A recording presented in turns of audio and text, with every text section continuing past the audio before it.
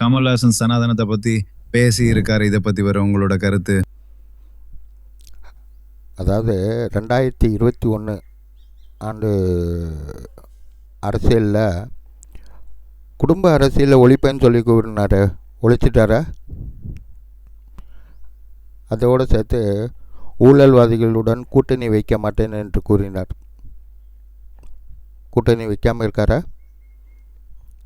எப்பயுமே இவர் பேசுகிறது இவருக்கே புரியுதோ இல்லையோ, நமக்கும் புரியாது.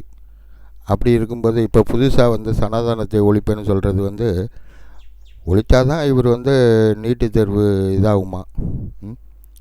எந்த மேடை கிடைச்சாலும் தத்ரூபமாக அந்த வேஷத்தை போடக்கூடிய ஆள்களில் அண்ணன் முக்கியமான ஆள். சினிமா மாதிரியே எல்லாத்தையுமே நடத்துவார். ஒரு விஷயம்லாம் ஒரு பெரிய விஷயமாகவே எடுத்துக்காதீங்க. அதெல்லாம் ஒரு டும்கி டிப்பி.